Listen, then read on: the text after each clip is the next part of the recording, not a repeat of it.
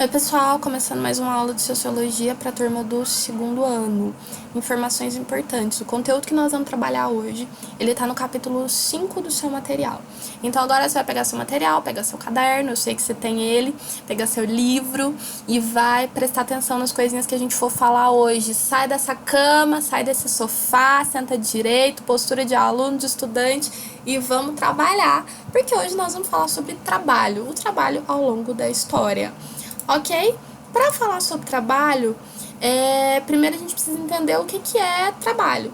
E uma definição que eu gosto bastante, costuma ser bem aceita e perguntada em vestibulares, o trabalho é aquilo que me diferencia de um animal. Por exemplo, quando o animal está com fome, ele não vai mudar a natureza, ele vai lá, vai pegar sua fruta ou vai caçar e vida que segue.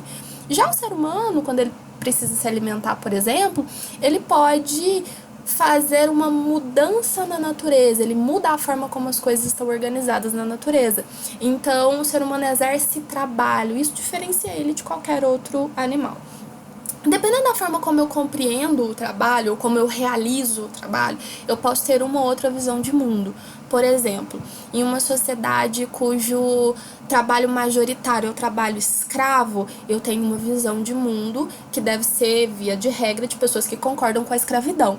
Em uma outra sociedade, onde eu tenho um trabalho majoritariamente livre assalariado, eu tenho uma sociedade que tem uma visão de mundo que pode, normalmente deve, ser contrária à escravidão. Então o trabalho está ligado à forma como eu enxergo e vejo o mundo. E diferentes noções de trabalho compreendem também diferentes formas de socialização, porque o trabalho tem a ver com a forma como as pessoas se socializam, com a forma como as pessoas vivem em sociedade. Agora nós vamos estudar um pouquinho sobre a forma como o trabalho era compreendido em três grandes idades: na Idade Antiga, na Idade Média e na Idade Moderna. Na Idade Antiga, você está vendo aqui, a gente tinha a divisão do trabalho em dois grandes tipos. Ele podia ser manual ou contemplativo. O trabalho manual, como o próprio nome já diz, tem a ver com coisas, com funções que você usa sua mão ou instrumentos para realizar. Exemplo: construtores, pedreiros, agricultores, criadores de animais e assim por diante. O trabalho contemplativo tem a ver com atividade intelectual, com pensar. Normalmente está relacionado com políticos, com filósofos, especialmente com filósofos, ok?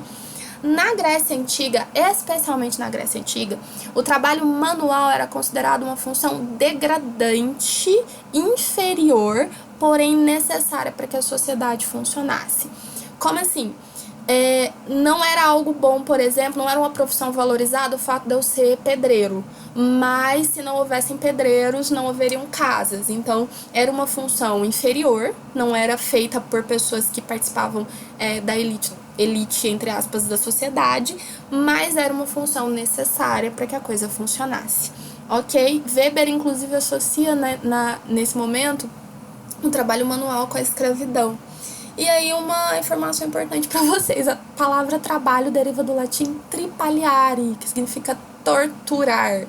Então, os romanos consideravam o trabalho quase como uma forma de tortura. Bem interessante a forma como eles gostavam bem de trabalhar, né?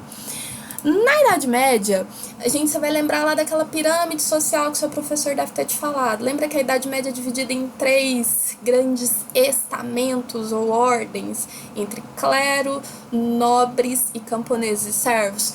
Então, o trabalho na Idade Média estava associado ao nascimento. Então, se eu nasci como servo ou como camponês, o meu trabalho vai ser criação de animais e agricultura. Se eu nasci nobre, o meu trabalho vai ser defesa, eu vou ser um guerreiro, vou proteger as minhas terras, ou eu posso fazer parte da igreja e vou fazer parte daqueles que devem orar, do clero, dos eclesiásticos. Ok, então, como era uma sociedade com baixíssima mobilidade social, o seu nascimento determinava a função que você ia realizar naquela sociedade. Outra informação importante: o trabalho na Idade Média estava associado ao sofrimento e à penitência, porém isso levaria à salvação. A frase em latim é essa aqui: ora et labora. Ou seja, apesar do meu trabalho aqui na Terra ser algo sofrido e difícil, se eu fizer isso com zelo, eu vou, depois da minha morte, eu vou alcançar o paraíso. Então eu fazia o meu trabalho da melhor forma possível, com bastante disciplina, para que quando eu morresse, eu alcançasse a salvação. certo? Depois nós temos o surgimento da Idade Moderna, e aí aqui a gente tem uma diferença importante. O trabalho manual, ele passa a ser algo valorizado. Por quê? É necessário colher o fruto do seu próprio esforço. Já viu aquela coisa de quando você começar a trabalhar e você começar a ganhar o seu salário, você vai entender como é que tem que lidar com o dinheiro? Uma coisa que pai costuma falar muito, especialmente para adolescente. Porque existe essa cultura de que quando eu trabalho, eu dou valor ao meu dinheiro, eu vejo aquilo como algo que é fruto do meu esforço, daquilo que eu fiz. Então, é dignificante, é saudável. A gente tem o surgimento de algumas frases, por exemplo, o trabalho dignifica o homem. Também na Idade Moderna a gente começa a ter o aprimoramento da técnica graças à Revolução Industrial. Então a gente tem máquinas que começam a substituir o trabalho humano. Outra coisa, o trabalho é visto como comportamento fundamental, essencial do ser humano. O ser humano ele é fundamental, ele deve trabalhar. E ele também é visto como símbolo da liberdade, não da tortura, mas da liberdade. Porque o fato de eu escolher aonde eu devo trabalhar, pelo menos em teoria, me transforma em um ser humano livre. Agora vamos pensar em dois autores que tentaram estudar e compreender o trabalho, Hegel e Marx. Para Hegel, o trabalho é a mediação entre o ser humano e o mundo. É aquilo que eu, enquanto ser humano, faço para o mundo. Então, é o que está no meio, entre eu e a natureza. O ser humano atribui valor à matéria fornecida pela natureza. Como assim? Para Hegel, o ser humano é a única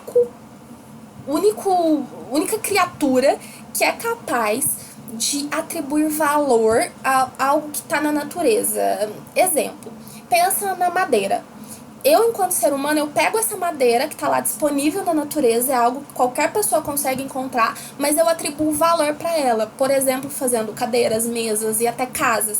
Então, tá vendo que o material fornecido pela natureza ganha valor à medida em que o ser humano vai lá e modifica e mexe nesse material.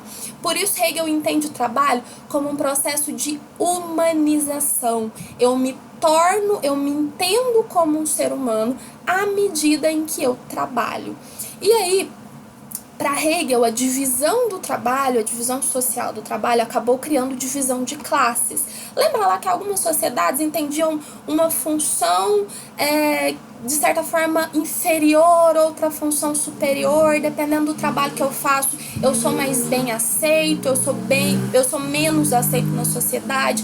Então, a divisão do trabalho acabou gerando a divisão de classes. E outra coisa super importante também, a especialização do trabalho criou uma certa interdependência entre eu e a sociedade. Como assim? À medida em que a gente tem uma sociedade dividida, em que cada pessoa cumpre uma função específica, isso gera dependência. Lembra lá de alguns anos atrás, 2 no máximo, quando aconteceu a greve dos caminhoneiros? E a gente percebeu que quando um pedacinho da sociedade, que às vezes nem é algo valorizado, a minha sociedade inteira quase entra em colapso, porque eu dependo um do outro. Um exemplo que é interessante para você pensar. Quando você acorda de manhã, você vai tomar seu café.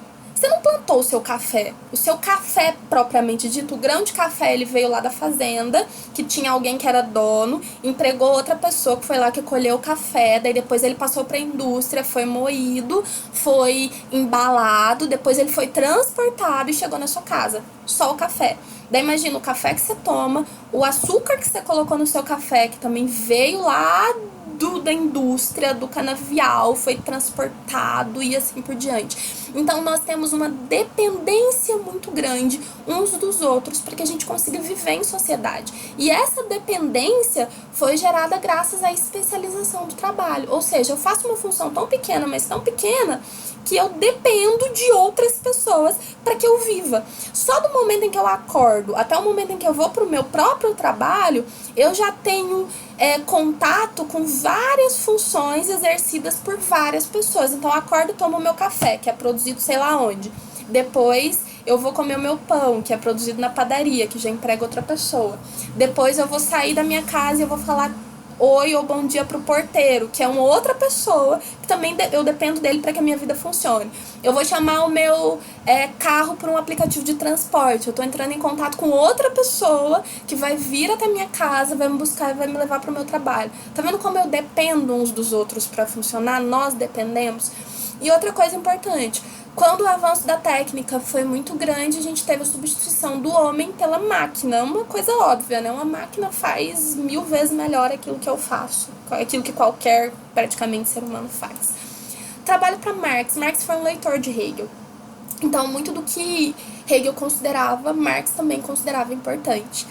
E é dele aquela definição inicial que diz que os homens se distinguem, eles se diferenciam dos animais quando começam a produzir seus meios de subsistência.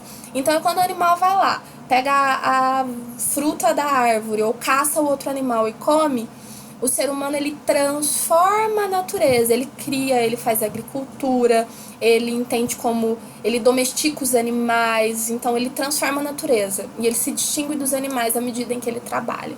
O trabalho para Marx não, guarda isso, não é uma condenação para o homem, mas é um modo específico de ser um ser humano. Porque existem algumas correntes, especialmente, enfim, de certa forma ligadas à teologia, que dizem que o trabalho foi o castigo que Deus deu para o homem quando ele pecou. Se você lembrar lá do Éden, enfim, tá lá escrito que a partir do momento em que Adão e Eva foram expulsos do jardim, Deus vira para Adão e fala: você vai ter que cultivar a terra e do suor do seu esforço você vai ter o seu alimento. Mas isso o trabalho para Marx ele não é entendido como essa condenação do homem. E se a gente for parar para pensar, inclusive, quando Deus colocou Adão e Eva no jardim, já colocou eles para cuidar do jardim. Então, de certa forma, para trabalhar. Não com o suor do seu esforço, mas, enfim, para trabalhar. Então, o trabalho é um modo específico do ser humano. E quando o ser humano trabalha, a natureza ela é tida como uma extensão do próprio corpo humano. É interessante pensar nisso, né? Porque, enfim, eu tenho tanto contato com as coisas da natureza, eu modifico tanto, que ela é vista como quase que como parte de mim. E o indivíduo, ele se percebe enquanto indivíduo a partir do momento em que ele trabalha, e esse trabalho é um trabalho não alienado. Falaremos disso depois, mas guarda que é uma informação importante. E as relações de trabalho constituem a estrutura autêntica, verdadeira da história. Marx considerava o trabalho tão importante que ele usou o trabalho para classificar e dividir a história. Ele usou a forma como as pessoas trabalhavam para compreender toda a história do mundo. Então, todos os processos históricos, né? Então, Marx considera o trabalho algo muito importante, algo essencial para se pensar na história. Ok, dá uma olhada no seu 5º capítulo, lê direitinho o seu livro, faça anotações que são importantes para você e vou deixar a tarefinha para vocês fazerem no portal, ok? Boa semana, Deus abençoe, dê tranquilidade, calma, paciência e bastante sabedoria para cada um de vocês. Abraço e continuamos depois.